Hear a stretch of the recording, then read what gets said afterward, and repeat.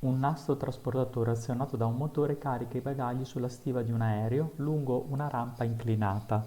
Il portellone di carica è posto a un'altezza di 2,5 metri dal suolo. Gli operai hanno a disposizione tre rampe di lunghezza rispettivamente 5 metri, 12 metri e 14 metri e devono portare a bordo una grossa cassa di 630 kg.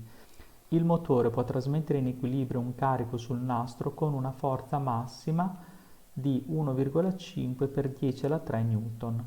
Calcola le forze necessarie per tenere in equilibrio sul nastro la cassa con la prima, la seconda e la terza rampa. Quali rampe riescono a sollevare il carico? Disegniamo quindi quanto ci dice il problema. Quindi abbiamo una prima rampa,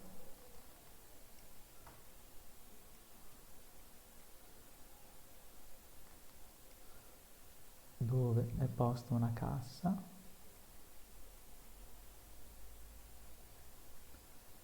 che deve arrivare sul portellone di un aereo. Tutte le rampe sono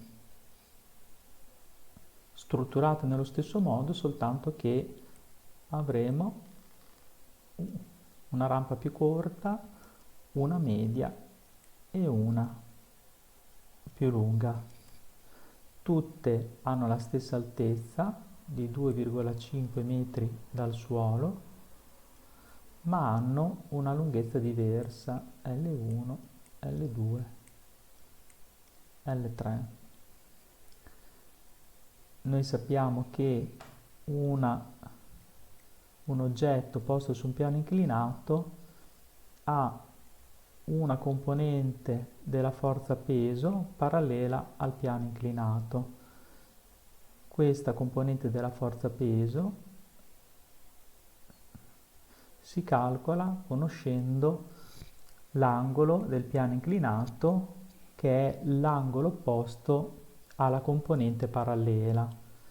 Quindi possiamo dire che la componente della forza peso parallela è uguale alla forza peso per il seno dell'angolo alfa, chiamando alfa quest'angolo. Possiamo anche dire, conoscendo le proprietà di un triangolo rettangolo, che un cateto, ad esempio il cateto H, è uguale all'ipotenusa L per il seno dell'angolo opposto. Quindi il seno dell'angolo alfa è uguale ad H su L.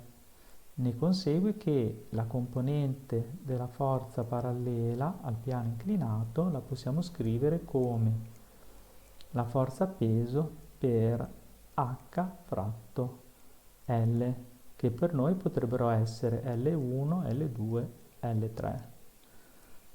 Andiamo a sostituire i valori e andiamo a calcolare quello che sono le componenti delle forze peso lungo i tre piani inclinati, quindi nel caso 1, nel caso 2 e nel caso 3. Sarà uguale a 630 kg per 9,8 per 2,5 diviso 5, che è la lunghezza della prima rampa. La seconda sarà data sempre da 630 per 9,8 per 2,5 diviso 12 metri. La terza da 630 per 9,8 per 2,5 diviso 14 metri.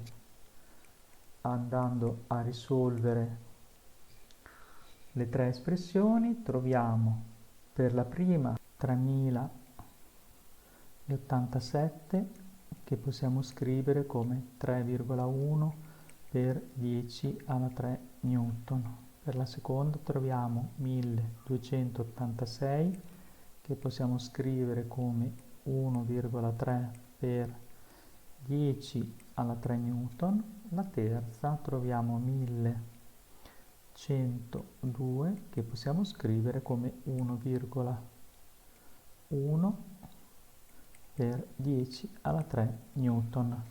Quindi questi sono i valori delle forze che agiscono sulla cassa ed è la componente della forza peso. Quindi il motore, che ha una forza massima pari a 1,5 per 3 Newton, rispetto alla seconda domanda, quali rampe riescono a sollevare il carico, la risposta sono la seconda e la terza rampa, perché la prima non ce la fa.